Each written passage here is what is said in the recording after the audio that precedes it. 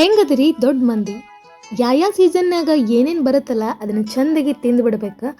ಅಂದ್ರೆ ನಮ್ಮ ದೇಹಕ್ಕೆ ಬೇಕಾದ ವಿಟಾಮಿನ್ಸ್ ಎಲ್ಲ ಸಿಗ್ತಾವ. ಈಗ ಅಲಸಂದಿ ಕಾಳು ಬಂದೈತಿ ಸೀಸನ್. ಅಲಸಂದಿ ಕಾಳು ಪಲ್ಯ ಮಾಡೋದು ಹೆಂಗಂತ ನೋಡ್ಕೊಳ್ಳೋಣ ಬರ್ರಿ. ಅಲಸಂದಿ ಕಾಳನ್ನ ಬಿಡಿಸಿಟ್ಕೊಂಡು ಒಂದು ಬಟ್ಟಲ್ದಷ್ಟು ಅಲಸಂದಿ ಕಾಳು ಆಗ್ಯಾವ. ಈಗ ಒಂದು ಬಟ್ಟಲ್ದಷ್ಟು ಅಲಸಂದಿ ಕಾಳನ್ನ ಒಂದು ಕುಕ್ಕರಿಗೆ ಹಾಕಿ ಒಂದು ಸ್ವಲ್ಪ ನೀರು ಹಾಕಿ ಒಂದು ಕುದಿಸ್ಬೇಕು. ಅಂದ್ರೆ ಒಂದು ವಿಸಲ್ ಬಂದರೆ ಸಾಕು.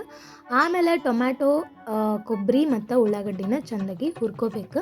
ಇದು ಮಸಾಲೆಗೆ ಮಸ್ತ್ ಚಲೋ ಇರ್ತೈತಿ. ಇದನ್ನೆಲ್ಲ ಹಾಕಿದ್ರೆ ಹಸಿ ಕೊಬ್ಬರಿ ಹಾಕಿ ಇದನ್ನು ಮಿಕ್ಸಿ ಮಾಡಿ ಮಸಾಲ ಎತ್ತಿಟ್ಕೊರಿ. ಈಗ ಕುಕ್ಕರ್ ಬಂದೈತಿ. ಕಾಳನ್ನು ಒಂದು ಸ್ವಲ್ಪ ಚೆಂದಾಗಿ ಕುದ್ದೈತಿ. ಆಮೇಲೆ ಒಂದು ಪಾತ್ರೆಗೆ ಎಣ್ಣೆ ಹಾಕಿ ಅದಕ್ಕೆ ಸ್ಟಾರ್ ಅನೀಸ ಮತ್ತು ಮಸಾಲೆ ಐಟಮ್ಸ್ ಏನಿರುತ್ತಲ್ಲ ಅದೆಲ್ಲ ಹಾಕಿ ಕರಿಬೇವು ಹಾಕಿ ಮತ್ತು ಒಂದು ಸ್ವಲ್ಪ ಉಳ್ಳಾಗಡ್ಡಿ ಹಾಕಿ ರುಚಿಗೆ ತಕ್ಕಷ್ಟು ಉಪ್ಪು ಹಾಕಿ ಚೆಂದಾಗಿ ಫ್ರೈ ಮಾಡ್ಕೋಬೇಕು. ಅದಾದಮೇಲೆ ಮಸಾಲೆ ಮತ್ತು ಮೆಣಸಿನ್ಕಾಯಿ ಪೇಸ್ಟ್ ಹಾಕಿ ಚೆಂದಾಗಿ ಮಿಕ್ಸ್ ಮಾಡ್ಕೋಬೇಕು. ಆಮೇಲೆ ಒಂದು ಸ್ವಲ್ಪ ಧನಿಯಾ ಪುಡಿ, ಅರಿಶಿನ ಪುಡಿ ಹಾಕಿ ಚೆನ್ನಾಗಿ ಮಿಕ್ಸ್ ಮಾಡಿ ಆಮೇಲೆ ಕುದಿಸಿಟ್ಟಿರೋ ಅಲಸಂದಿ ಕಾಳನ್ನ ಹಾಕಿ ಒಂದು ಸ್ವಲ್ಪ ನೀರು ಹಾಕಿ ಒಂದು ಕುದಿಸ್ಬೇಕು.